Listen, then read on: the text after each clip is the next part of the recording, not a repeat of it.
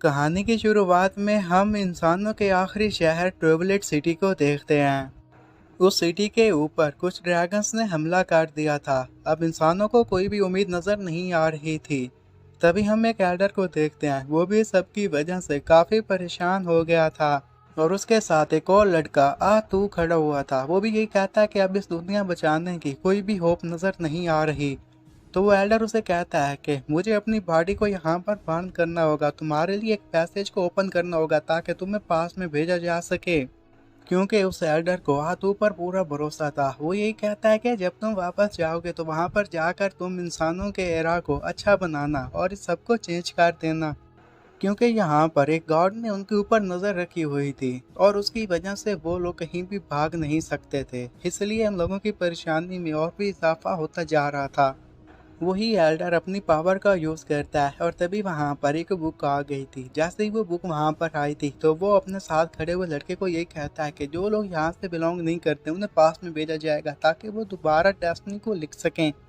इतना कहते साथ ही उस एल्डर ने वहां पर एक फार्मेशन बना ली थी और उस फार्मेशन में से रोशनी बाहर निकलने लग जाती है क्योंकि वो किसी को दूसरी दुनिया में ट्रांसफर कर रहा था। अब एल्डर फिर अपनी जान की कुर्बानी देने के लिए तैयार था, बाकी वो सारे इंसानों को इसकी मदद से बचा सके। जो कोई भी एल्डर को देख रहा था वो यही कह रहा था कि एल्डर हमारे लिए खुद को सेक्रीफाइस कर रहे हैं। और उन लोगों को भी पता था कि एल्डर के साथ उन लोगों को भी सेक्रीफाइस करना था, तो वो सभी लोग इसके लिए तैयार थे। वो भी अपनी जान देने के लिए तैयार थे बाकी इंसानियत को बचाया जा सके। वो लोग यही कह रहे थे कि जो लोग पास्ट में रहते हैं फ्यूचर की तरफ से उन्हें एक गिफ्ट दिया जाएगा। इस गिफ्ट का वो लोग अच्छे से यूज़ करें और बाकी फ्यूचर को सेव करें। और फिर हम पुरानी दुनिया को देखते हैं। इस दुनिया में बीस्ट का राज था और जो इंसान थे वो टेमर्स कहलवाते थे। उनकी स्ट्रेंथ उनके पार्टनर से बिलोंग करती थी। क्योंकि यहाँ पर काफ़ी सारे डेंजरस बीस्ट भी पाए जाते थे, तो उनके साथ मुकाबला करने के लिए टेमिंग मास्टर का होना ज़रूरी था। और यहाँ पर टेमिंग मास्टर्स के कैसल भी बनाए गए थे और करंट कैसल का जो ऑनर था वो एक बहुत ही प्रोफेशनल और अच्छा रैंकर टेमर था। और उसी की वजह से ही उसका कैसल काफ़ी अरसे से एक ही जगह पर जिंदा सही सलामत था और उसने लोगों की भी हिफाजत का प्रोग्राम बनाया हुआ था। तभी हम एमसी को देखते हैं जो कि एक नोटिस पढ़ रहा था। उसमें यही बताया गया था कि जिसने 3 सालों में एग को हैच नहीं कर पाया उसकी यहाँ पर कोई जगह नहीं है क्योंकि वो एक यूजलेस बंदा है। और एमसी वहीं पर बैठ जाता है। वो काफ़ी परेशान था क्योंकि काल के दिन उसे 3 साल कंप्लीट होने वाले थे और अभी तक उसके एग ने हैच कंप्लीट नहीं किया था। अगर ऐसा ना हो पाता तो उसकी ज़िंदगी और भी मुश्किल होने वाली थी, इवन उसकी मौत भी हो सकती थी। इन्हीं बातों को देखकर वो और भी ज़्यादा परेशान हो जाता है कि तभी वही फार्मेशन जो कि फ्यूचर से पास में भेजी गई थी आकर सीधा उसके माइंड में इंटर हो जाती है और इस सब की वजह से वो भी काफ़ी हैरान हो गया था। उसे ड्रीम में ड्रैगन्स नजर आने लग जाते हैं कि तभी वहीं पर एक और लड़का जो कि शायद उससे काफ़ी नफरत करता था वहीं पर आ जाता है और उससे कहता है कि तुम जल्दी से जाग जाओ। जैसे ही उस एमसी की आंख खुलती है तो देखता है कि उसके सामने लड़का काफ़ी गुस्से में था और उसे यही कह रहा था कि तुम यहाँ पर आखिरी रात क्यों सो गए।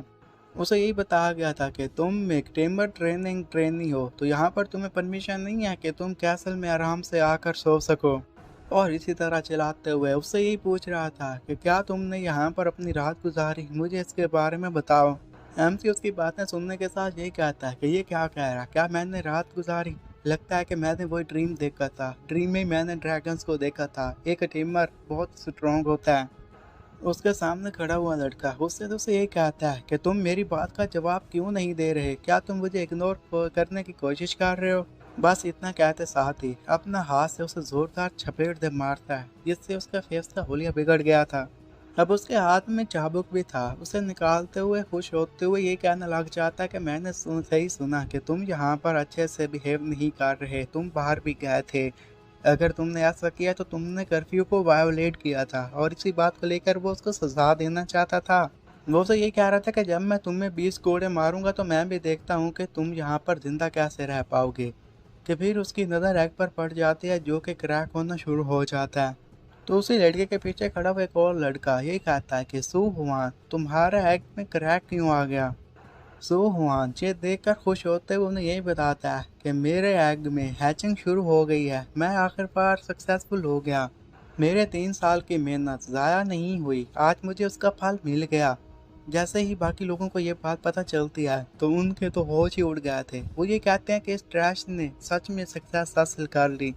अब वो जो पहले काफी गुस्से में खड़ा हुआ था, खुश होते हुए शर्मिंदगी से उसे ये कहता है कि ये सारी एक मिसअंडरस्टैंडिंग थी, मुझे इसके लिए माफ कर देना। तुम एक लॉर्ड बन चुके हो, लॉर्ड सोहान। मैं तुम्हारे लिए स्पेशल ट्रेनिंग ट्रेनर को ढूंढूंगा और तुम्हारी आइडेंटिटी को भी कंफर्म कर दिया जाएगा। तुम आगे ब्राइट फ्यूचर रखने वाले हो। कितने में वहां पर लू यू आ जाती है, जो कि कैसल की टेमर ट्रेनिंग थी और वो स्पेशल चीफ भी थी। वो वहां पर आते साथ कहती है कि मैं यहाँ पर आ चुकी हूँ, तो तुम्हें किसी और को बुलाने की कोई ज़रूरत नहीं है। वो सीधा हु के पास जाती है और हु के पास जाकर उसे यही कहती है कि तुम अपने एग के साथ कम्युनिकेट करने की कोशिश करो।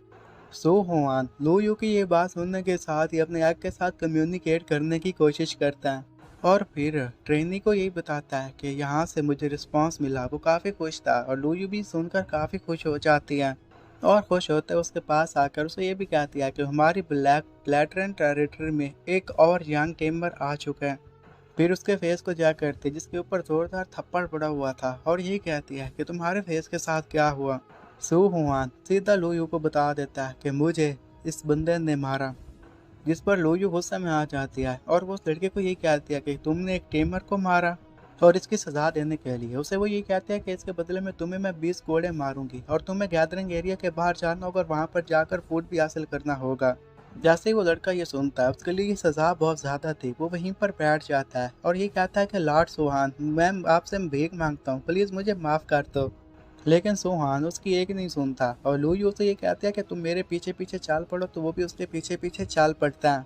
वो लोग कैसल में गए थे जहाँ पर कैसल लॉर्ड जू ही बैठा हुआ था। जैसे ही जू ही को पता चलता तो वो ये कहता है कि ये लड़का इस साल का दूसरा ऐसा लड़का है जिससे टेमर मिला है। तो लू यू खुश होते हुए कैसल लॉर्ड को यही बताती है कि हाँ आपने सही कहा, पहले तो मुझे यकीन नहीं था कि ये सक्सेसफुल हो जाएगा, लेकिन आखिरकार इसने सक्सेस हासिल कर ली और ऊपर से अब ये एक लड़का टेमर बन चुका है, तो मुझे लगता है कि इसे रिवार्ड मिलना ही चाहिए। जिस पर लॉर्ड उसे ये कहता है कि सही कहा, तुम लकी हो, तुमने टाइम पर ही हैचिंग कंप्लीट कर ली, इसलिए इतना भी बुरा नहीं है। तो फिर लॉर्ड उसे दो ऑफर्स भी देता है। पहले ही जो उसे ये चॉइस दी गई थी कि अगर तुम्हारे एग में एक स्केल डिजर्ट मौजूद है तो उसके बदले वो उसे एक ऐसा ड्रैगन स्केल ब्लड देगा जो कि उसके लिजर्ट के हैचिंग में काफ़ी काम आएगा, क्योंकि इसकी मदद से ही वो ड्रैगन ब्लड का इस्तेमाल करके फ्यूचर में काफ़ी अच्छा पोटेंशियल रखेगा और बाकियों से स्ट्रॉन्ग बन जाएगा। और तुम्हारे पास जो दूसरी चॉइस है वो यही है कि जब तुम सेकंड पैड को अपने पास रखोगे तो तुम्हें उन दोनों में से किसी एक को चूज करने का मौका दिया जाएगा। इतना सुनना ही था कि फिर सो हुआन यही बताता है कि कैसल लॉर्ड, मुझे पहले वाला ड्रैगन पसंद है, मुझे आपकी पहले वाली ऑफर पसंद है। लॉर्ड ये सुनते साथ ही काफ़ी खुश हो गया था और उसे ये कहता है कि ठीक है, मैं दोपहर को कुछ लोगों को तुम्हारे पास भेजूंगा जो ड्रैगन स्केल लेकर आएंगे, और तुम मत भूलना कि आखिर हम फ्यूचर में क्या करना चाहते हैं। सो हान भी ये सुनकर काफ़ी खुश हो जाता है और वो लॉर्ड को यही कहता है कि ठीक है जैसा आप कहें। फिर हमें कैसल के बारे में यही बताया गया था कि यहाँ पर दो तरह के एरिया पाए जाते हैं, एक इनर एरिया और एक आउटर एरिया है। इनर एरिया एक ऐसी जगह है जहाँ पर अमीर लोग रहा करते हैं, जबकि आउटर एरिया काफ़ी मुश्किल भरा एरिया है, वहाँ पर लोगों के लिए रहना आसान नहीं होता। और सुहान भी आउटर एरिया में ही रहता था। जैसे ही वो अपनी सिस्टर के पास जाता है तो उसे यही कहता है कि सिस्टर ये तुम क्या कह रही हो, क्योंकि उसकी बहन उसके कान जोर जोर से खींच रही थी और चिल्लाकर उसे ये कह रही थी कि कल रात तुमने घर आना था तो तुम कहाँ चले गए। तो आगे से वो चिल्लाते हुए ये कहता है कि इससे काफ़ी दर्द हो रहा है, लेकिन उसकी बहन एक नहीं सुनती और वो सुहान के कान और जोर जोर से खींचने लग जाती है। वो ये कहती है कि जब तक मुझे सेटिस्फिकेशन नहीं मिलती तब तक मैं तुम्हें पनिश करती रहूंगी। वो उसके कान इस तरह खींच ही रही थी कि तभी दरवाजे पर कोई आ जाता है, जिस पर वो कहती है कि दरवाजे पर कौन है। तो बाहर एक लड़का आया खड़ा था जिसके पास एक थैली थी और उसमें कुछ सोना वगैरह भी रखा हुआ था। वो ये कहता है कि मैं यहाँ पर लॉर्ड स्वान से मिलने के लिए आया हूँ, मुझे कैसा लॉर्ड ने यहाँ पर भेजा ताकि मैं ये आपको दे सकूँ। वो काफ़ी बहुत ही आराम से उसे झुक कर ही कह रहा था कि आप इसे रख लीजिए, और वैसे भी मैं आपको एक सक्सेसफुल लाइफ की विश करता हूँ। इतना सारा सोना और थैलियाँ देखने के साथ ही सोहान और उसकी बहन दोनों काफ़ी हैरान हो जाते हैं और सोहान की बहन काफ़ी खुश हो जाती है। वो ये कहती है कि तुम एक टेमर बन गए, तुम आखिरकार सक्सेस हासिल कर ही ली, ये तो काफ़ी अच्छी बात है। वो यही कहने लग जाती है कि अगर हमारे पेरेंट्स को इसके बारे में पता होता तो शायद वो हमारा घर भी ना बेचते और तुम्हारा फ्यूचर तो ब्राइट होने वाला है। वो उसी तरह वहाँ पर कुछ खड़ी हुई थी, फिर उसे याद आता है कि शायद उसे एक काम है और इसी काम के सिलसिले में वो बाहर चली जाती है और उसे यही बताती है कि तुम इस सारे मामले को संभाल लेना, हमारी मुलाकात बाद में होगी। जैसे ही वो बाहर गई थी तभी ही सो हुआन एक पोटली को ओपन करता, उसके अंदर ड्रैगन स्केल पड़ा हुआ था। जैसे वो ड्रैगन स्केल वाली चीज़ों को बाहर निकालता है तो उसे एक बुक नज़र आने लग गई थी, जिसके वजह से उसकी हालत थोड़ी सी ख़राब होना शुरू हो जाती है। और वो उसे ये कहता है कि मुझे और भी काम है तो आप यहाँ से जा सकते हैं। फिर उसे पता चलता है कि क्या एक लिज़र्ड ड्रैगन बन सकता है, क्योंकि अगर बूढ़े लोगों की बात मानी जाए तो एक ड्रैगन इतना स्ट्रांग होता है कि वो किसी संभाल कॉलोनी को आराम से मार सकता है। अब बस उसे यही फिक्र थी कि आखिर उसके पास किस किस्म का लिज़र्ड होगा, क्योंकि उसे लग रहा था कि जो भी हो उसके काफ़ी काम आए। और उसे एक बात और भी मालूम थी कि ड्रैगन ब्लड रूट ऐसा लग रहा है कि ये एक पर्पल ब्राउन रूट है। क्या ये आगे जाकर मेरे लिए यूज़फुल होगी, इसी बात को लेकर थोड़ा सा परेशान भी हो गया था। क्योंकि पिछली बार जो लड़की टेम बनी थी उसे कैसल लॉर्ड ने खुद ही ट्रेनिंग दी थी, लेकिन उसने जिस पहले हैचिंग कंप्लीट की थी उसके पास जो शिपिशी आई थी वो एक डेंजरस हाई रैंक शिपिशी थी। और उसे भी इसी बात की उम्मीद थी कि हो सकता है हो सकता है हो सकता है कि अगर उसके पास भी ड्रैगन आ गया तो वो भी लॉर्ड का ट्रैक डिसिपल बन जाएगा। वहाँ पर वो एक फार्मेशन कंप्लीट करता है और बस इसी बात को लेकर परेशान हो गया था कि ये एक लिजर्ड है या फिर एक ड्रैगन। और दूसरी तरफ हम ट्रेनिंग हॉल को देखते हैं जहाँ पर काफ़ी सारे लोग प्रैक्टिस कर रहे थे और उनके ट्रेनिंग करवाने वाली कोई और नहीं बल्कि लूयू थी।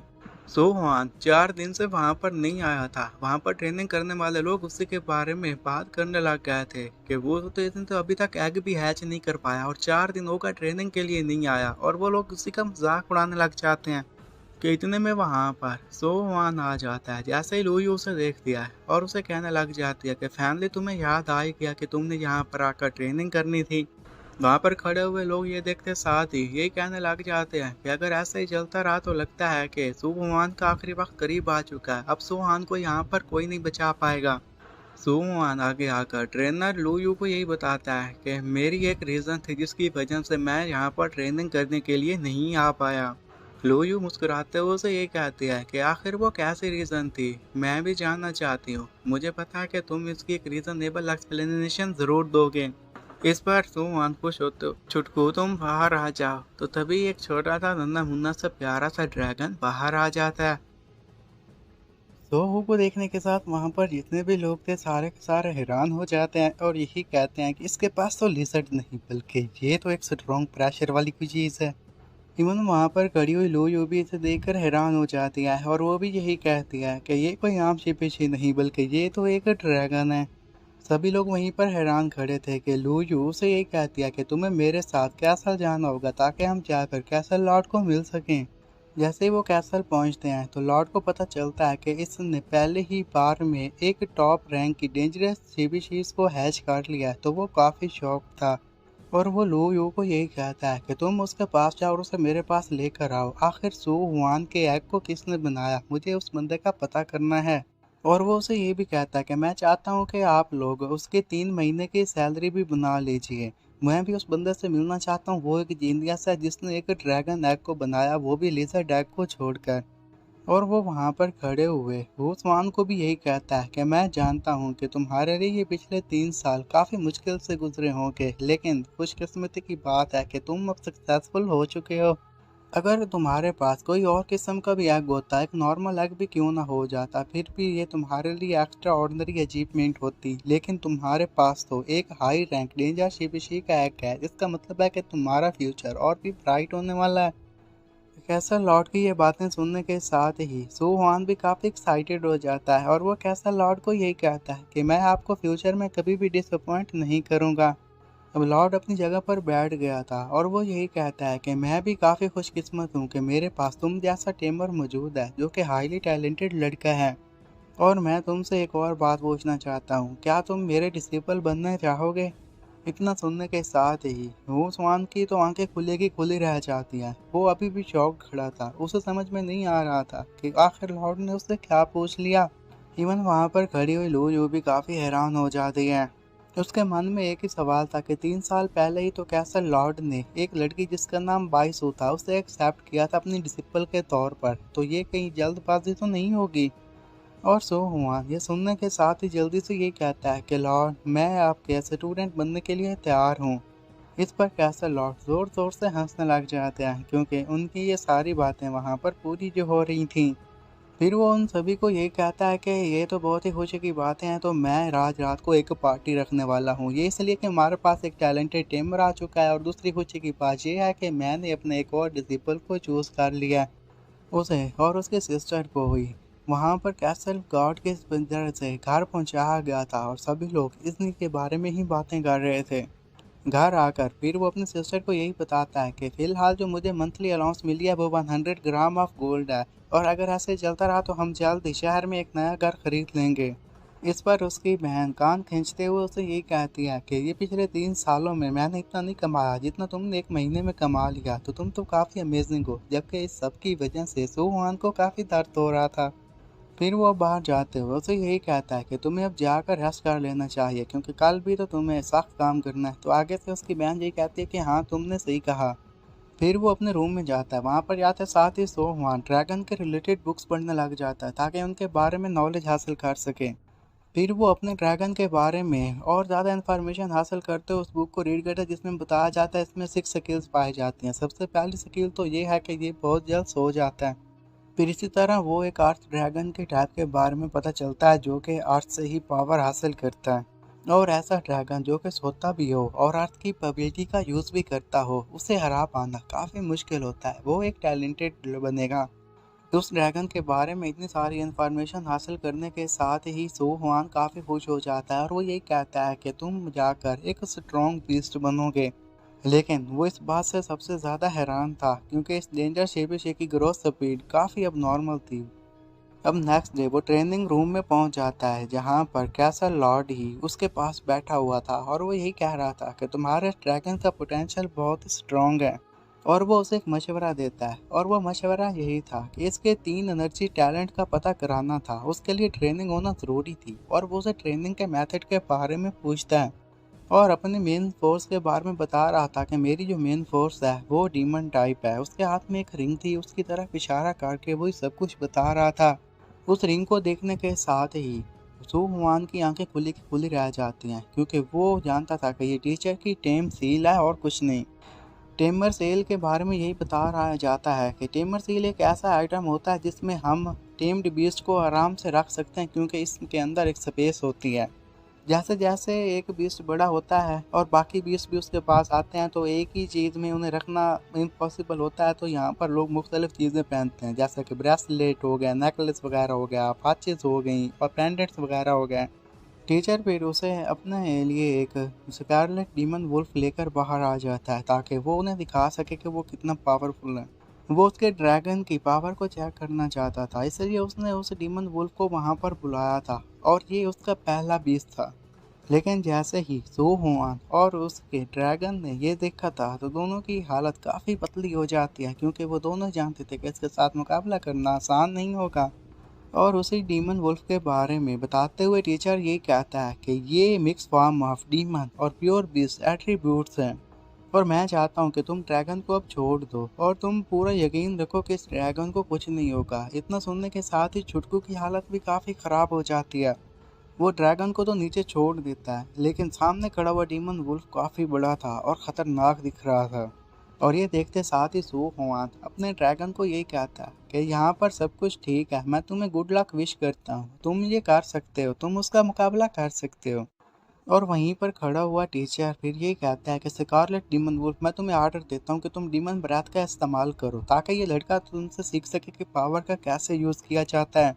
तो जैसे ही उसने अपनी पावर का यूज़ किया था, कि उसकी वजह से वहाँ का माहौल काफ़ी ख़राब हो जाता है, और ये देखने के साथ ही फिर टीचर उसे ये कहता है कि बस अब बहुत हो गया, क्योंकि उसने वहाँ पर जितना भी प्रेशर क्रिएट किया था उससे छुटकू ड्रैगन ने वहाँ पर ऑब्जर्व कर लिया था।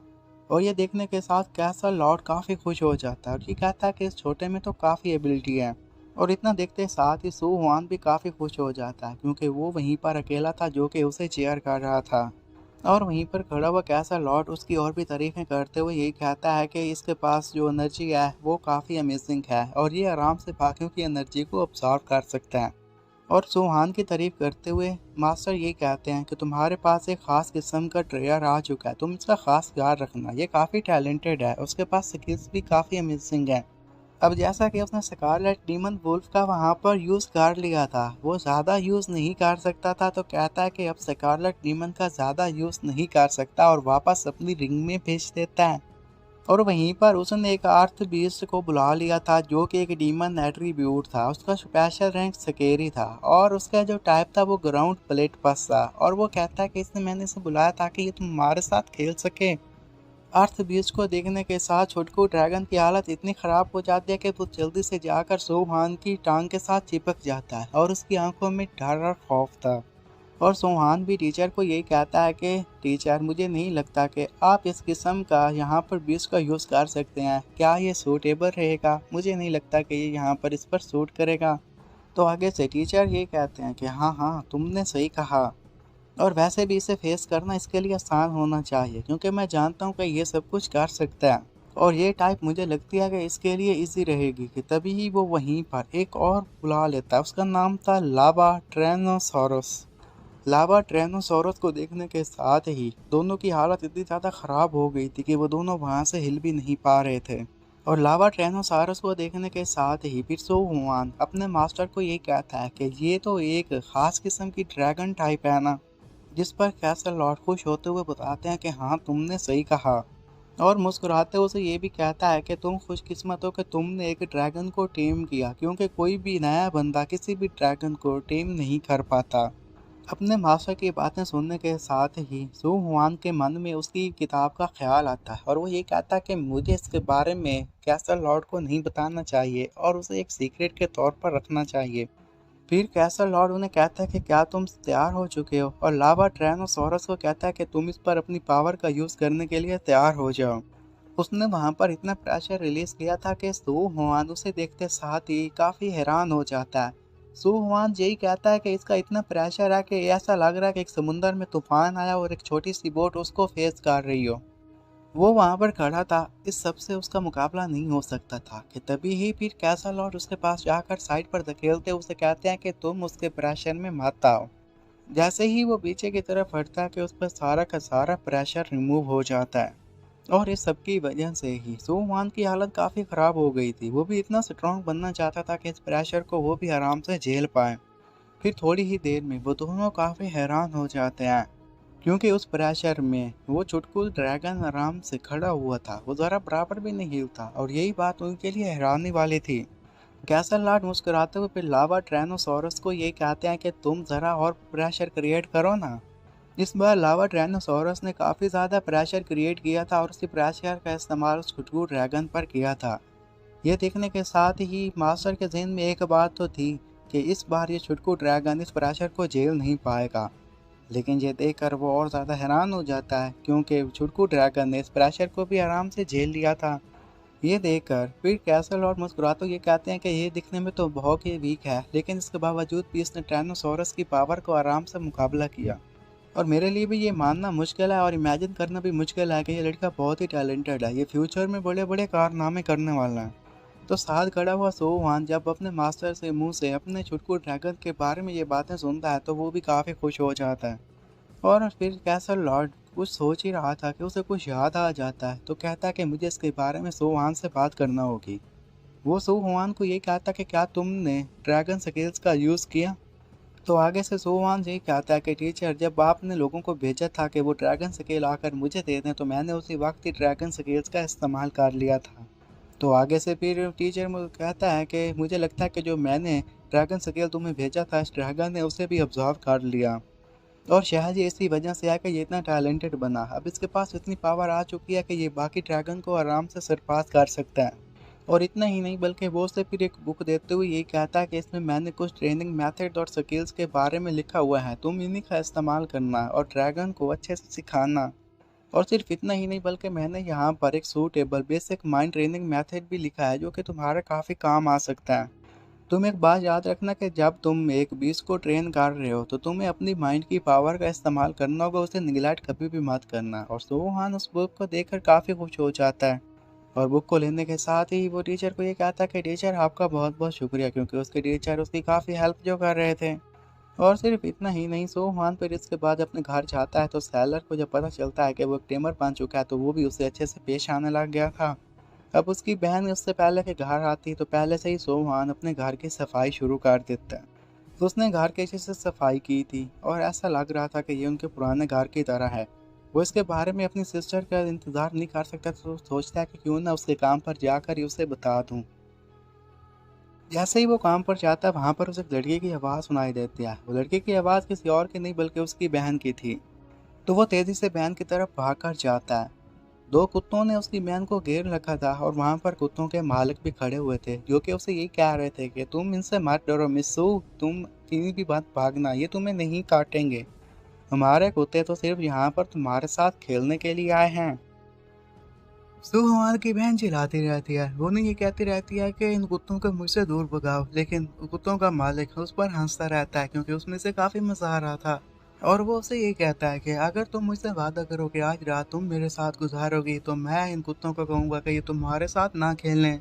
सुहान भी वहां पर आ गया था। जब ये बात सुनता है कि उसके मन में उसकी बहन के लिए क्या है तो वो चिल्लाते हुए कहता है कि तुमने क्या कहा कि तुम इसके साथ खेलोगे।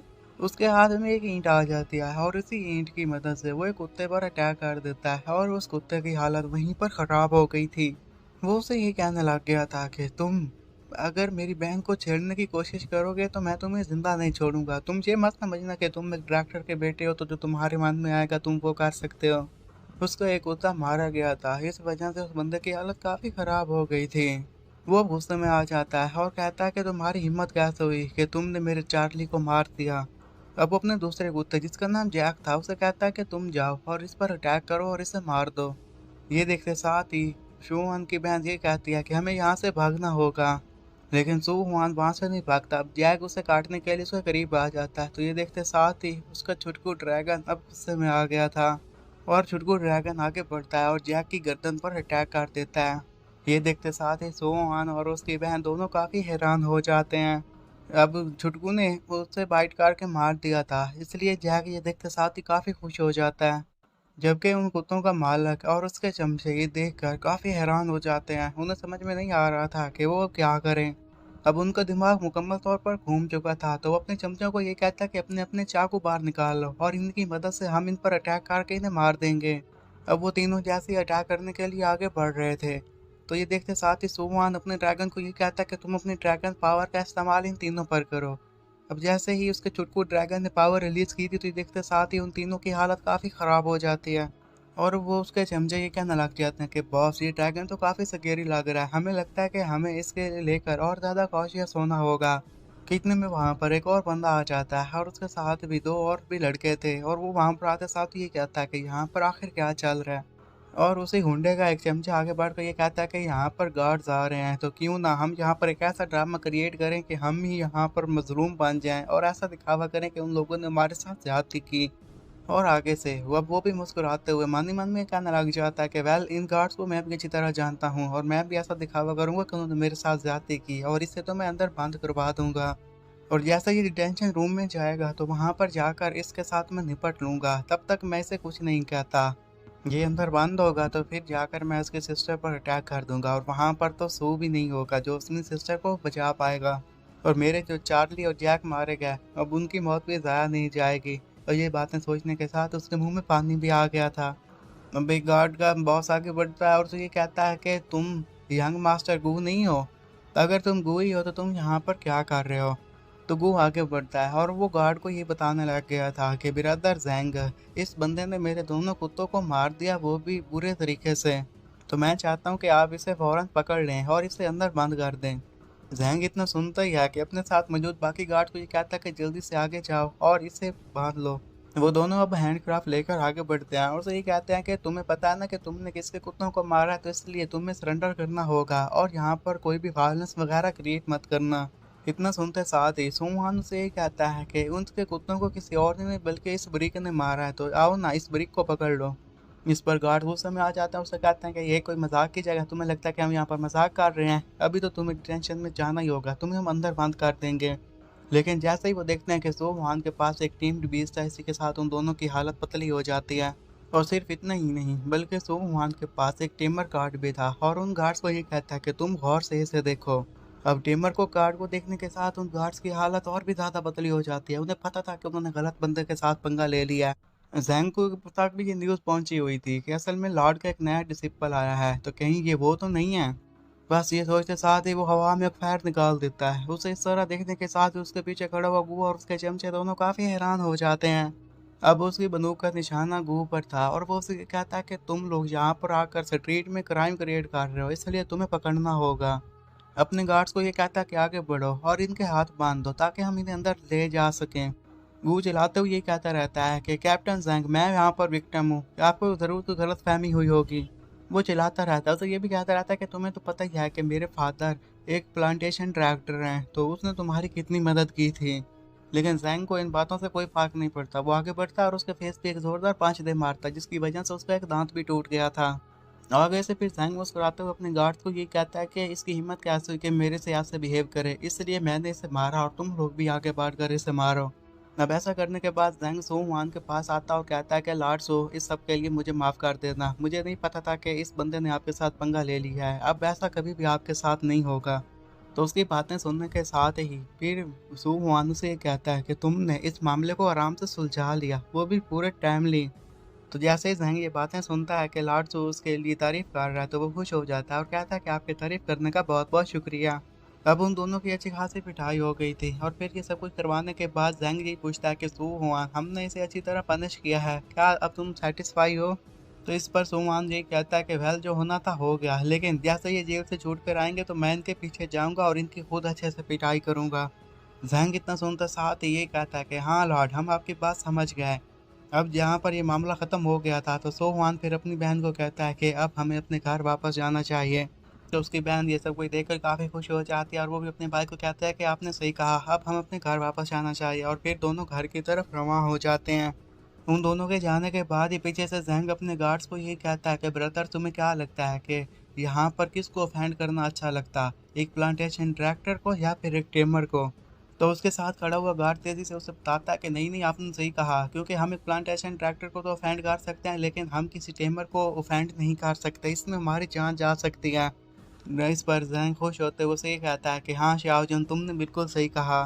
फिर वो अपने गार्ड्स को ये कहता है कि तुम जल्दी से जाकर एक गाड़ी यहाँ पर लेकर आ जाओ, क्योंकि इन सभी को लेकर हमने गार्बेज इंक्रिनेशन स्टेट पर भी तो लेकर जाना है।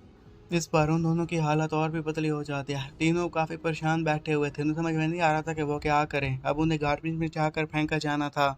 और उधर जैसे ही सोहान अपनी बहन को अपने घर लेकर जाता है, तो ये देखकर वो काफ़ी खुश हो जाती है। फाइनली वो लोग अपने घर को दोबारा हासिल कर पाए थे। और ये सारी चीज़ें उसके लिए एक ड्रीम की तरह थी। उसे यकीन नहीं आ रहा था कि ये सब कुछ अपनी आंखों के सामने वो देख पा रही है। अभी वो इतनी ज़्यादा एक्साइट खड़ी हुई थी कि उसका भाई इधर से साथ ही कहता है कि ज़्यादा एक्साइटेड मत, तो ये लो, ये इस घर की चाबियाँ भी मेरे पास हैं। और वैसे भी तो ये सब अभी शुरुआत ही हुई है, अब देखते जाओ कि आगे हमारा फ्यूचर कितना ब्राइट होगा, हमारा फ्यूचर और भी अच्छा होने वाला है मेरी बहन। उसके बाद उनसे चाबियाँ लेती है और उसे पूरा यकीन दिलाती है कि मुझे भी तुम पर पूरा यकीन है मेरे भाई। मुझे इस बात पर भी यकीन है, जैसा तुम कह रहे हो कि हमारा फ्यूचर अब पहले से भी अच्छा होने वाला है। कि तभी दरवाजे पर नॉक होती है। जैसे ही सुहान बाहर जाकर दरवाज़ा खोलता और पूछता है कि तुम कौन हो, तो बाहर कोई और नहीं बल्कि डिप्टी डायरेक्टर गू आया हुआ था, जो कि प्लांटेशन मैनेजमेंट ऑफिस में काम करता था। सुहान की बहन भी बाहर आ जाती है और वो भी यही कहती है कि आप तो डिप्टी डायरेक्टर गू है ना, आप यहाँ पर क्या करने के लिए आए हैं? तो गू यही बताता है कि मैंने सुना कि गू दिन के बेटे ने आपको ऑफेंड किया है, तो इसलिए मैं इस मैटर को यहाँ पर सुलझाने के लिए आया हूँ। मैंने ये डिसाइड किया था, उसे मैं एक ऐसी जगह पर ट्रांसफ़र करूँगा जहाँ पर वो एक नॉर्मल फार्मर के तौर पर काम करेगा। वहाँ पर काफ़ी सारे बीस्ट आया करते हैं और अक्सर लोग तो एक्सीडेंट्स में मारा जाते हैं। खुद इनको इससे कोई मसला नहीं है, वो इस सारी चीज़ों से सेटिस्फाई है। क्या लॉर्ड्स हो, आप इन सारी बातों से सेटिस्फाइड हैं? तो उसकी ये बातें सुनने के साथ सोहान यही कहता है कि डायरेक्टर सच में स्मार्ट निकला। और सिर्फ इतना ही नहीं, बल्कि गूव से ये भी बताता कि मैंने तुम्हारी बहन के बारे में सुना कि वो भी प्लांटेशन सिस्टम में काम करती है, तो मैं अब उसकी पोजीशन को बढ़ाता हूँ, अब वो डिप्टी डायरेक्टर के तौर पर काम करेगी। उसकी बहन जब ये सुनती है तो उसे खुद पर यकीन नहीं आ रहा था और वो गू को ये कहती है कि मुझे नहीं लगता कि मैं इसके लिए सूटेबल हूँ। डिप्टी डायरेक्टर से ये कहता है कि नहीं नहीं, ऐसी बात नहीं है, बल्कि तुम तो उसके लिए सूटेबल हो। तुम्हें तो पता है ना कि तुम लॉर्ड सू की बहन हो, तो इसलिए तुम तो सूटेबल होना ही है। और वैसे भी तुम्हारा फ्यूचर में अगर कोई भी प्रॉब्लम आए तो तुम आकर मुझसे बात करना। इतना सुनने के साथ ही सू की बहन कहती है कि ठीक है, अगर ऐसी बात है तो मैं इस पोजीशन को एक्सेप्ट करती हूँ। और इस पर डिप्टी डायरेक्टर भी काफ़ी खुश हो गए थे। और सू वहाँ ये देखने के साथ ही अपने ड्रैगन को ये कहता है कि ये लगता है कि जब मैं जैसे जैसे मैं और तो स्ट्रोंगर बनता जाऊँगा, मेरे लिए चीज़ें और भी आसान होती जाएंगी, मेरी ज़िंदगी और भी आसान होती जाएगी। फिर वो उसे घर लेकर जाता है और ये कहता है कि यहाँ पर और मैंने तुम्हारे लिए एक स्पेशल रेसिपी बनाई है, ये तुम्हें स्ट्रोंगर बनाने में काफ़ी हेल्प करेगी। लेकिन ड्रैगन को वो रेसिपी बिल्कुल भी पसंद नहीं आई थी। और फिर हमें सोहान ये बताना लग जाता था कि ड्रैगन को पालने के लिए 8 खुराकें बनाई जाती हैं, और मैं इसके लिए एक ऐसी खुराक बना रहा हूँ जो कि इसे परफेक्ट बना दे। अब उसने जो रेसिपी बनाई थी, ड्रैगन ने सिर्फ उसकी 2 ही बाइट्स ली थी, उससे ज़्यादा नहीं खा पाया था। और इस बात को लेकर सोवान हैरान हो जाता है, क्योंकि वो जानता था कि ये तो एक नए ड्रैगन के लिए प्रीशियस आइटम है, तो फिर ये क्यों नहीं खा रहा। और उसके ज़हन में बस यही बात आती है कि जो मैंने इसमें इंग्रेडिएंट्स डालने, क्या इसमें कोई इशू है, हो सकता है कि कोई उसी में इशू हो। बस रेसिपी के बारे में सोचते साथ ही उसे समझ में आ जाता है कि उसकी रेसिपी में भी कोई प्रॉब्लम है। और वो छुटकू ड्रैगन को ये कहता है कि मैं तुम्हारी रेसिपी चेंज करके देखता हूँ, मैं तुम्हारे लिए अच्छा खाना बनाऊंगा। और वो खुश होते हुए ये कहता है कि हर महीने मुझे अपने टीचर से पैसे मिला करेंगे ना, उससे मैं तुम्हारे लिए अच्छा सा खाना खरीदा करूंगा, तुम उसे खाओगे और जल्दी बड़े हो जाओगे। और फिर कुछ ही दिनों में उसने ऐसा खाना बनाया था जैसा बुक में बताया गया था। उस छुटकू ड्रैगन को वो खाना काफ़ी पसंद आ जाता है, लेकिन उससे एक छोटी सी प्रॉब्लम भी क्रिएट हो जाती है। और वो प्रॉब्लम ये थी कि अभी सिर्फ 5वें दिन था खाना खाने के लिए, और वो ड्रैगन काफ़ी बड़ा हो गया था। अब वो इतना बड़ा होते देखता साथ ही उसकी तो आंखों में आंसू आ जाते हैं। वो ये कहता है कि मुझे यकीन नहीं आ रहा कि ये तो जमुना स्टेज पर आराम से पहुंच गया, वो भी इतना जल्दी। वो ये कहने लग जाता है कि जब ये छुटकू ड्रैगन था तो हमने जाकर 2 कुत्तों को आराम से मार दिया था, अब तो ये ड्रैगन काफ़ी बड़ा हो चुका है, तो अब तो वो कुत्ते इसे देख के ही मर जाएंगे। ये उन पर उड़कर अटैक कर सकता है, अपने क्लॉ की मदद से अटैक कर सकता है और उन्हें आराम से मार सकता है। अब तो ये इतना बड़ा हो चुका है कि नॉर्मल बंदे भी इसका कुछ नहीं बिगाड़ सकते। इवन मुझे तो लगता है कि अब गन्स भी इस पर कोई असर नहीं करेंगी। अगर इसके साथ 5 बंदे जो कि फुली आर्म्ड हों वो भी मुकाबला करें, तो मुझे लगता है कि मेरा छुटकू ड्रैगन ही उनसे जीत जाएगा। फिर उसे अचानक से ये बात याद आ जाती है कि उसके टीचर ने यही कहा था कि जब उसका ड्रैगन जर्मिनल स्टेज पर पहुंचे तो जाकर उससे मिलूं। अब वो उससे मिलने के लिए चला जाता है। जाने से पहले उसके ज़हन में एक और बात भी खटक रही थी, क्योंकि 5 दिन में कोई भी ड्रैगन जर्मिनल स्टेज पर नहीं पहुंचा था। अगर ये बात उसके टीचर को पता चली तो ये एक एक्स्ट्रा ऑर्डिनरी बात होगी और वो इसके बारे में सवाल पूछ सकते हैं। तो मुझे वहाँ पर ऐसा बहाना बनाना होगा कि मैं सीक्रेट के बारे में रिवील ना करूँ। मुझे अपने ड्रैगन की स्किल पर फोकस करना होगा, इसकी ट्रेनिंग करनी होगी। हो सकता है कि मुझे 10 दिनों तक इसे कुछ भी खिलाना पिलाना ना पड़े। और 10 दिनों के बाद ही वो फिर अपने टीचर से मिलने के लिए चला जाता है, ताकि टीचर को उस पर शक ना हो। टीचर जैसे उसे देखता है तो उसे कहता है कि तुम इतने दिनों से कहाँ गायब थे। तो इस पर सोहुआन मुस्कुराते हुए अपने टीचर को ये बताता है कि इन दिनों में मैं अपने ड्रैगन की अच्छे से परवरिश कर रहा था, और जो फार्मूला आपने मुझे बताया था उसके मुताबिक मैंने इसे रेसिपी बना कर दी। अब देखो कि ये कितना ग्रो कर चुका है। जैसे ही उसका मास्टर ये देखता है कि उसका ड्रैगन काफ़ी बड़ा हो चुका है, तो ये देखते साथ ही वो काफ़ी हैरान हो गया था। तो सोहुआन उससे ये कहता है कि आप क्या कह रहे हैं कि जितना जल्दी बड़ा हो गया? मुझे नहीं लगता कि जितना जल्दी बड़ा हो, मुझे तो लगता है कि ये तो स्लोली स्लोली बड़ा हो रहा है। तो फिर क्या, टीचर आगे बढ़कर उसे थप्पड़ मारते उसे ये कहता है कि तुम किसके बारे में बात कर रहे हो? तुम्हें पता है ना कि तुम्हारी जो सीनियर सिस्टर बाइसू है ना, उसके पास आइस लोटस पोड था, और उसे ग्रो करवाने में उसे पूरा महीना लग गया। और तुम कितना चाहते हो कि ये कितना जल्दी ग्रो करे? तुम्हें पता है ना कि उसके पास जो लोटस पोड है ना, वो सिर्फ सेकंड नंबर पे आता है, पहले नंबर पे तुम्हारा ड्रैगन होगा। वो उसे ये कहता रहता है कि तुम उसके बारे में अच्छा ही सोचो, वो तो आराम से तुम्हारे लिए ग्रो करता जा रहा है। और वैसे भी ऐसा लगता है कि इसमें ना सिर्फ टैलेंट पाया जाता है, बल्कि इसका ग्रोथ रेट भी काफ़ी हाई है। और फिर उसे ये कहने लग जाता है कि ये ग्रोथ स्टेज पर तो अब परवरिश कर चुका है, अब मैं देखना चाहता हूँ कि इसमें स्किल्स कौन सी पाई जाती हैं। क्या तुम्हें पता है कि इसने कौन कौन से स्किल्स को डेवलप किया है? तो आगे से फिर जैसे सुहान उसे बताता है कि इसने किन किन स्किल्स को आराम से अबूर काट लिया और उन्हें डेवलप काट लिया है। तो जैसे ही टीचर ये सारी बातें सुनता है तो वो हैरान हो जाता है और कहता है कि आप तो मजाक कर रहे हो, ये इतना टैलेंटेड कैसे हो सकता है, इतने थोड़े टाइम में ये इतनी स्किल्स कैसे डेवलप कर सकता है। सुहान आगे से मुस्कुराते हुए अपने टीचर को ये कहता है कि ये सब आपकी मेहरबानी, आपकी टीचिंग की वजह से तो ये इतना ग्रो कर पा रहा है। और अपने मन ही मन में यही कहता है कि मैंने तो अभी अर्थ स्पेयर सेक्रीफाइस के बारे में नहीं बताया, इवन असाल्ट के बारे में नहीं बताया, जो लास्ट नाइट ही इसने इन चीज़ों को डेवलप किया था। टीचर उसे ये कहते हैं कि मेरी आंखें कभी भी धोखा नहीं खा सकती, और तुमको भी लेकर मेरी आंखों ने धोखा नहीं खाया। अब तुम ट्रेनिंग ग्राउंड में जाओ, मैं देखना चाहता हूँ कि इसने किन किन चीज़ों को डेवलप किया है। तो इस पर आगे से सुहान कहता है कि ठीक है, जैसा आप कहें मास्टर। अब वो टीचर तो ये भी बताना लग जाता है कि तुम्हें यहाँ पर अच्छे से परफॉर्म करना होगा। अगर मैं तुम्हारी परफॉर्मेंस से सेटिस्फाई हो गया तो मैं तुम्हें एक टीम सेल दे दूंगा, क्योंकि तुम्हें पता है कि तुम्हारा ड्रैगन बड़ा होता जा रहा है, तो तुम्हें एक टीम सेल की होना ज़रूरी है। तो इसलिए मैं तुम्हें वो दे दूंगा, इसकी मदद से तुम ड्रैगन को अपने पास रख सकते हो। और अब ये तुम्ही पर डिपेंड करता है कि तुम्हें ये टीम सील फ्री में चाहिए या फिर तुम इसके लिए पैसे खर्च करोगे। और फिर वो अपनी टेम सील से आर्मर रॉक बेयर को लेकर आ जाता है ताकि वो वहां पर आकर उस ड्रैगन के साथ खेल सके। ये देखते साथ ही ड्रैगन और सोहान दोनों की हालत काफ़ी पतली हो जाती है। और फिर सोहान ये कहता है कि टीचर आपके पास आकर कितने टीम बेस्ट मौजूद हैं, क्योंकि जब भी मैं आपसे मिला हूँ आपने अलग अलग ही बीस्ट को समन किया है। टीचर मुस्कुराते उसे ये बताते हैं कि मेरे पास तो वीक बीस्ट हैं वगैरह नहीं, जो मेरे पास हैं वो स्केरी हैं और मेरे ख्याल में उनकी तादाद 20 है। और फिर वो अपने उन्हीं बीस्ट के बारे में बताने लग जाता है कि उसके पास किस किस्म के बीस्ट हैं। उनकी ये बातें सुनने के साथ ही वहीं पर खड़े हुए सुहान की हालत और भी ख़राब होती जाती है। और फिर टीचर उसे ये कहता है कि अच्छा चलो इन बातों को छोड़ो, अब मुझे बताओ कि क्या तुम्हें वो टेम सील चाहिए। तुम मुझे अपनी कॉम्बैट एबिलिटी को दिखाओ और तुम्हारा ये टेस्ट होगा। इसके रिजल्ट के मुताबिक ही तुम्हें टेम सील मिलेगी या नहीं वो मैं डिसाइड करूँगा। अब जैसे ही उस बेयर ने अपनी दाढ़ बाहर निकाली थी, अपना प्रेशर क्रिएट किया था, तो ड्रैगन आराम से उसके प्रेशर को झेल पाता है।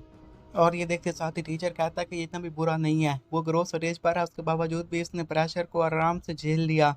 और अपने बेयर को ये कहता है कि अब तुम रुक जाओ।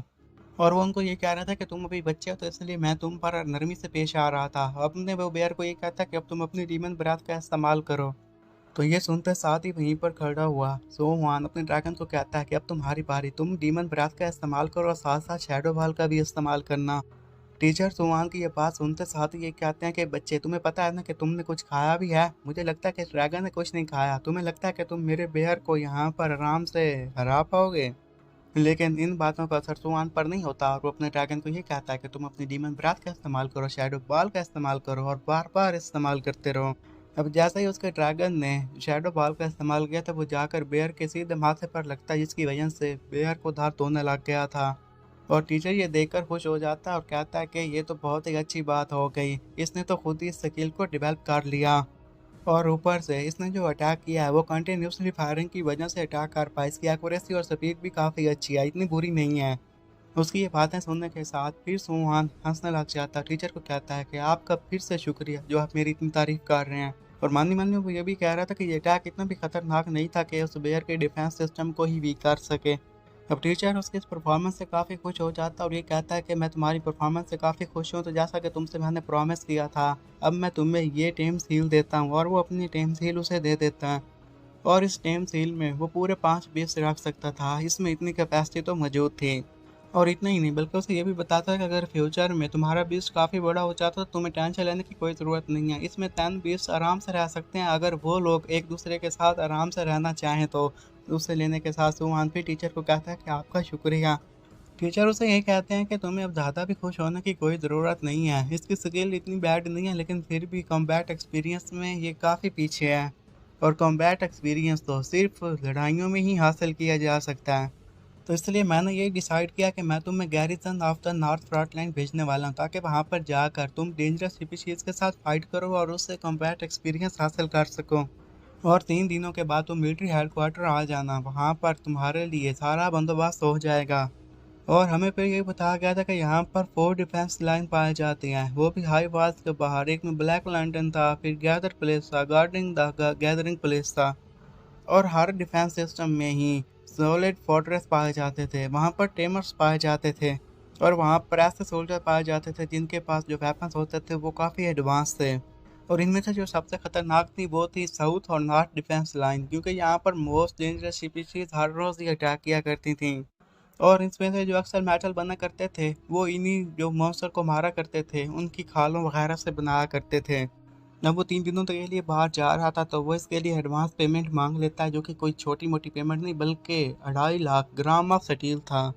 और इतना ही नहीं बल्कि उसे इस किस्म के भी पैसे मिले थे कि वो ड्रैगन फूड को खरीद सके, तो वो खुद ही ड्रैगन का फूड बना लेता ताकि जहाँ पर जाकर उससे वो खिला सके और वो और स्ट्रॉन्ग बना सके।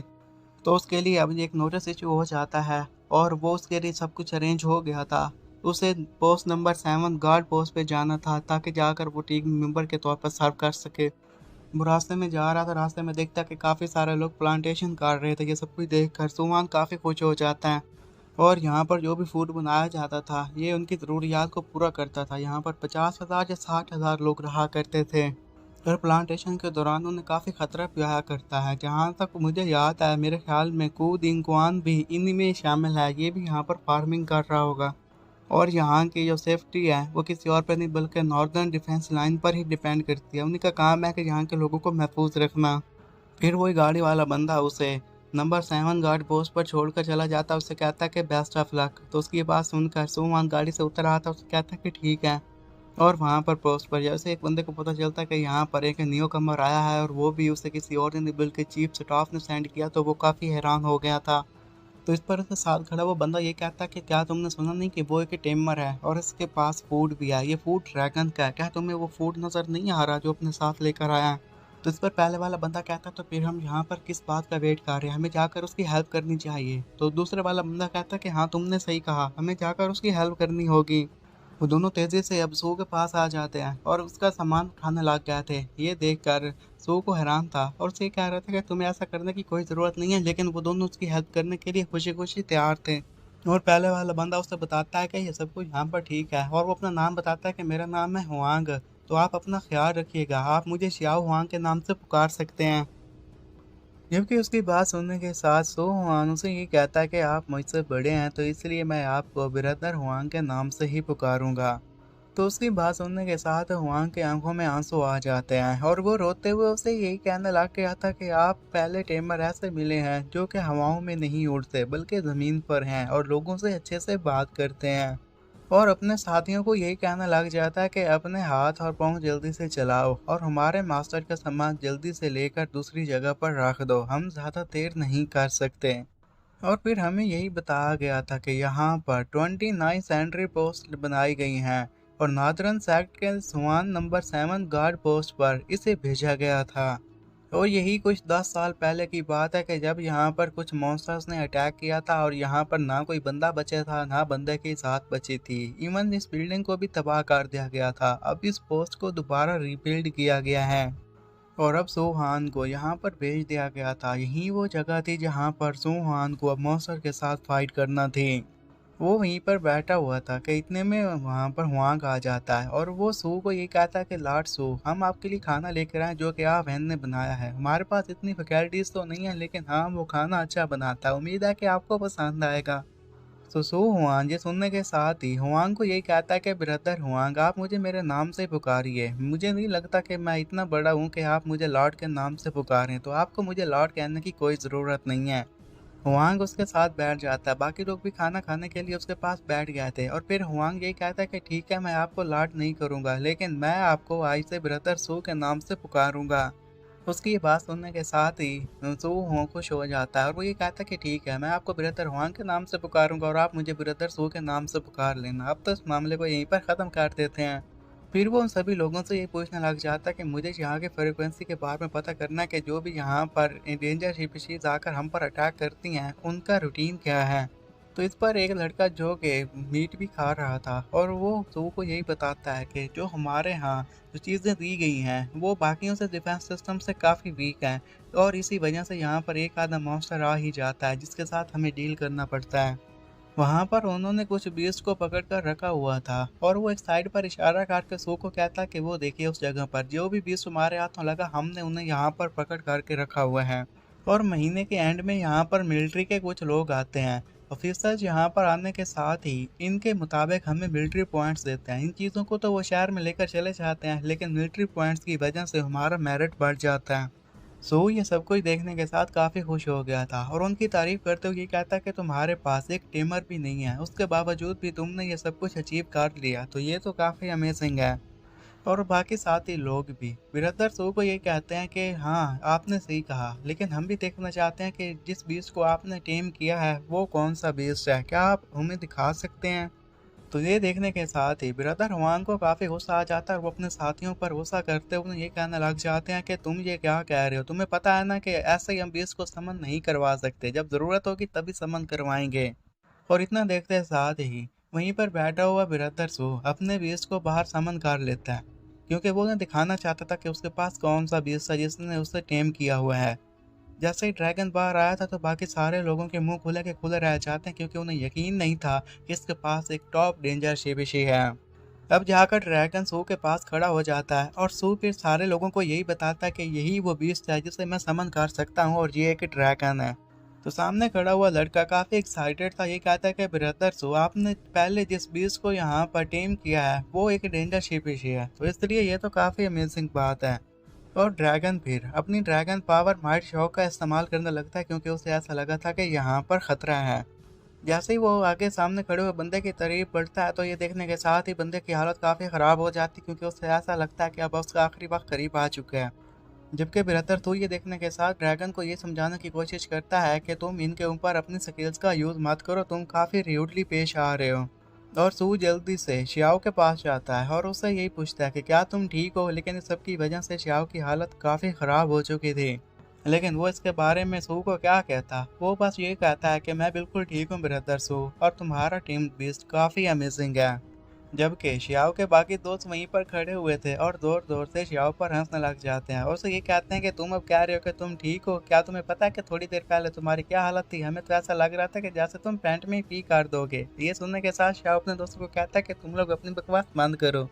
और इसी खाने खाने में ड्रैगन भी उनका दोस्त मान गया था और सू भी वहां पर बैठकर उनसे काफी देर तक बातें करता रहता है। और इस पोस्ट पर जितने भी लोग थे अब सारे के सारे ही उसके दोस्त बन चुके थे और उनकी कंपनी को ज्वाइन करके सू को काफी अच्छा लग रहा था। अब जैसा कि खाना खा लिया था तो सू फिर अपने रूम में जाता है। वहां पर जाते साथ ही वो एक ऐसी तकनीक को कल्टीवेट करने लग जाता है जो कि एक माइंड ट्रेनिंग मेथड था और ये उसके टीचर ने उसे बताया था। और इसी माइंड टैम्परिंग मेथड के बारे में जो टीचर ने उसे बताया था, उसे कहता है कि ये क्रिस्टल ब्राइटनिंग टैम्परिंग मेथड है और इसके पूरे 3 स्टेप्स होते हैं। सबसे पहले तो यहाँ पर एक ऐसा एनवायरनमेंट बनाना होता है जिसमें ऐसा लगे कि तुम एक क्रिस्टल बन चुके हो। और दूसरा ये कि तुम्हें अपनी ब्रेथ पर कंट्रोल करना है, तुम्हें अपनी ब्रेथ की फ्रिक्वेंसी को ऐसा बनाना है कि जैसे कि तुम इस एनवायरनमेंट में बैठकर मेडिटेशन कर रहे हो। और जो उसके पास थर्ड तरीका था, उसके मुताबिक जो कोर ऑफ टेम्परिंग मेथड था उसे उसने माइंड टेम्परिंग में तकसीम करना था। ये सब कुछ करने के बाद भी वो वहाँ पर क्रिस्टल को अचीव नहीं कर पाता और ये कहता कि इतनी देर लगाने के बाद भी मैंने क्रिस्टल को अचीव नहीं किया। टीचर ने जो मुझे तकनीक बताई है इसे तो हासिल करने में मुझे काफ़ी टाइम लग सकता है और मुझे ऐसा लगता है कि इसे सीखने में मुझे काफ़ी टाइम लग सकता है, जैसा कि आधा महीना लग जाएगा या हो सकता है कि मुझे आधे महीने से भी ज़्यादा टाइम लग जाए। क्योंकि इस जीनियस बायसो के बारे में उसने यही सुना हुआ था कि उसने ये सब कुछ 1 महीने में कल्टीवेट कर लिया था और वो ये कहता कि लगता है कि वो एक मॉन्स्टर है। फिर वो आसमान की तरफ देखता है जहाँ पर चांद निकला हुआ था और ये देखकर थोड़ा सा खुश हो जाता है। वो चांद को ही बैठा देख रहा था कि तभी सायरन की आवाज़ आना शुरू हो जाती है। बस ये देखकर वो थोड़ा सा चौकन्ना हो जाता है, क्योंकि उसे समझ में नहीं आ रहा था कि आखिर यहाँ पर ऐसा क्या हुआ है कि यहाँ पर इमरजेंसी सायरन को बचा दिया गया। कि एक लड़का तेजी से भागकर सू के पास आता और ये कहता है कि ब्रदर सू, हमें जल्द से जल्द बाहर जाना होगा, बाहर कुछ हुआ है। बाहर किसी और ने नहीं बल्कि कुछ बीस्ट वगैरह ने अटैक कर दिया था। और वो जो शिवशी ने आकर अटैक किया था उनके पास आर्मर भी था और सिकल भी थी, इसी की वजह से वो ब्रिक्स को पार करके वहां पर आराम से आ चुकी थी और इसके बारे में उन्होंने गूगल लगाकर पता करवा लिया था। और सू भी जाकर फिर उन्हें गूगल्स की मदद से वो देखता है कि वो वहाँ पर किस तरीके से आ रही हैं और जब वो सारी इन्फॉर्मेशन हासिल कर लेता है तो उसके बारे में ब्रदर हुआंग को बता देता है कि वहाँ पर एक ग्रुप हमारी तरफ आ रहा है। तो हुआंग ये सुनने के साथ ब्रदर सू को ये कहता है कि ये सिकल बीस्ट हैं, ये यहाँ पर कॉमन है जो कि अक्सर आया जाया करते हैं, तो हमारे पास इनसे निपटने का रास्ता है, तो आपको परेशान होने की ज़रूरत नहीं है, हम इनसे आराम से निपट लेंगे। और इतना कहते साथ ही अपने सारे टीममेट्स को यही कहता है कि तुम अपने अपने हथियार रेडी कर लो, क्योंकि हम उनके साथ फाइट करने के लिए जा रहे हैं। और वो उनको भी यही बता रहा था कि लाओ यू और मैं सेंट्री मशीन गन लेकर ऊपर चढ़ जाएंगे और बाकी जो भी यहाँ से कोई आएगा तो उसी मशीन गन की मदद से हम उन पर अटैक करके उन्हें मारेंगे।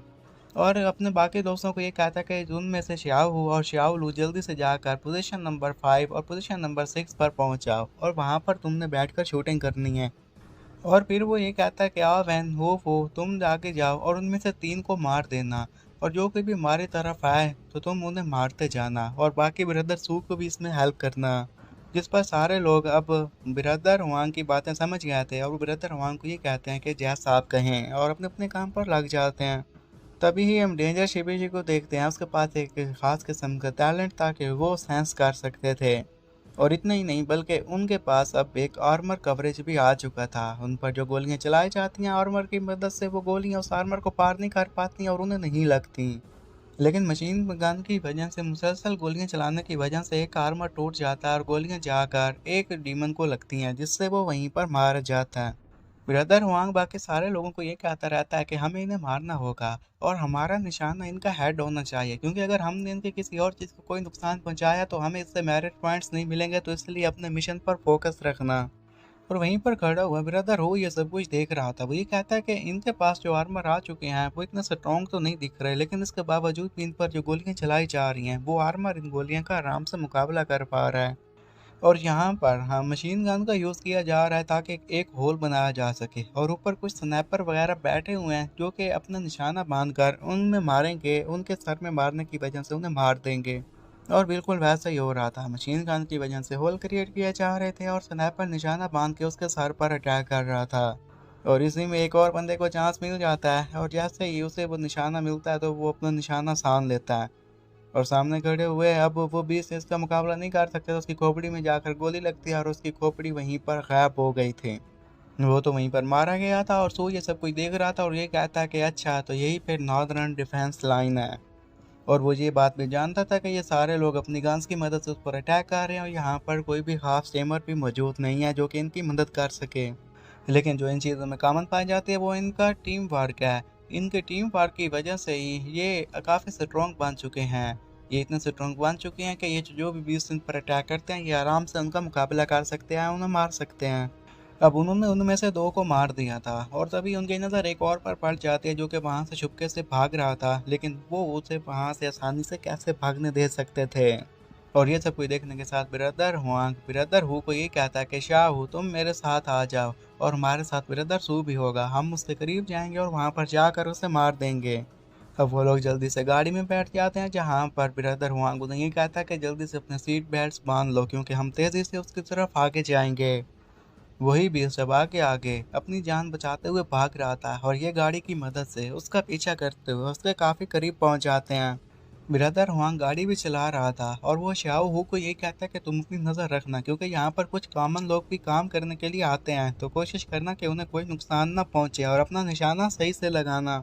ब्रदर सू भी उनके साथ मौजूद था, तो वो भी यही कहता कि मुझे भी अपने ड्रैगन को यहाँ पर समन करना होगा और देखना होगा कि वो यहाँ पर किस तरीके से काम आता है, और फिर इसी के साथ ही अपने ड्रैगन को वहाँ पर समन कर लेता है।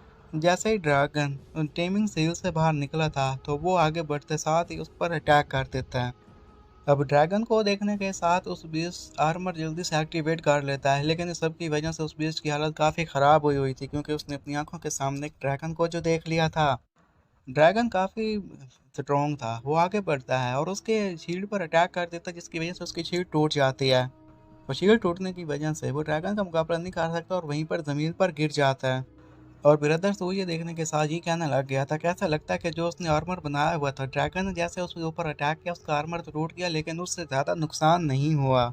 और वो अपने ड्रैगन को ये कहता है कि अब तुम अपने शैडो बॉल का इस्तेमाल करो और कंटिन्यूस उस पर फायर करते रहो, देखते हैं कि वो कितनी देर तक तुम्हें झेल पाता है।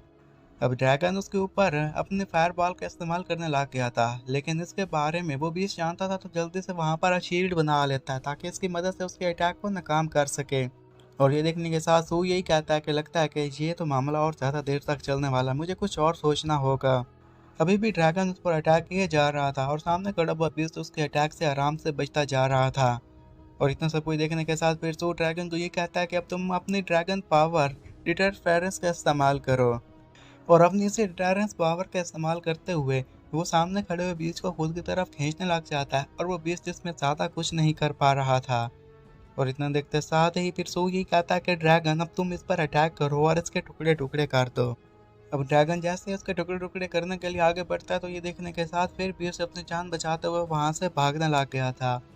और इतना सब कुछ देखने के साथ ब्रदर सू से ये कहता है कि तुम भला कहाँ भाग रहे हो, क्या मैंने परमिशन दिया कि तुम यहाँ से भागो, तुम्हें तो हम मार देंगे। और ड्रैगन पीछे से अपने पत्थरों की पावर का इस्तेमाल करता है जिसमें से ज़मीन से काफ़ी पत्थर ऊपर की तरफ आ जाते हैं। और वही बीच जो कि वहाँ से जान बचाते हुए भाग रहा था, एक दो तीन पत्थर उसके भी जाकर सीने में लग जाते हैं और उस बीच का काम वहीं पर ख़त्म हो गया था। और इतना सब कुछ देखते साथ ही ब्रदर श्याओ ब्रदर हुआंग को यही बताता है कि मुझे नहीं लगता कि ब्रदर सू को हमारी हेल्प की ज़रूरत है, क्योंकि वो ऑलरेडी काफ़ी स्ट्रॉन्ग है। जबकि ब्रदर हुआंग जो कि गाड़ी चला रहा था वो भी ये देखने के साथ काफ़ी हैरान हो जाता है और ये कहता है कि तुमने सही कहा, ब्रदर सू तो काफ़ी स्ट्रॉन्ग है।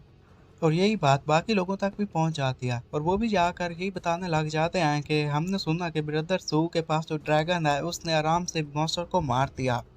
और फिर ब्रदर हुआंग सू के पास जाता है, उसे कहता है कि ब्रदर सू, जहाँ पर जितने लोग भी ट्रेनिंग करने के लिए आए तुम उनमें से सबसे काफ़ी डिफरेंट हो, तुम काफ़ी स्ट्रांग हो, मैं तुम्हारे इन चीज़ों को देखकर काफ़ी इम्प्रेस हो चुका हूँ। जबकि ब्रदर सो हुआंग ये सुनने के साथ हंसने लग जाता है और कहता है कि नहीं नहीं, ऐसी बात नहीं है, मुझे लगता है कि उन सभी ने भी यहाँ पर अच्छे से परफॉर्म किया होगा। वो लोग इसी के बारे में बातें कर रहे थे कि इतने में एक लड़का भागते हुए उनके पास आता है और ब्रदर हुआंग को ये कहता है कि मुझे ऐसा लगता है कि यहाँ पर कोई आ रहा है। ब्रदर हुआंग ये देखने के साथ ब्रदर सू की तरफ घबराते हुए देखते कहता है कि ब्रदर सू, तो आगे से वो कहता है कि चलो जो कोई भी है हम देखते हैं कि कौन आ रहा है, चलो आगे बढ़ते हैं। अब वो जैसे ही छत पर खड़े हुए थे कि सामने देखने काफी सारी गाड़ियां आ रही थी, तो ये देखते साथ ही ब्रदर हुआंग ब्रदर सू को ये बताता है कि मुझे ऐसा लगता है कि ये तो हेडक्वार्टर से एक टीम आ गई है। और ये देखते साथ ही ब्रदर हुआंग यही कहता है कि ये तो काफ़ी अजीब सी बात है, ये तो यहाँ पर अक्सर नहीं आया करते और अभी तो दोपहर का वक्त है, ये तो कभी भी दोपहर को नहीं आता, इतना जल्दी यहाँ पर क्या करने के लिए आए हैं। और यहीं पर यह एपिसोड ख़त्म हो जाता है।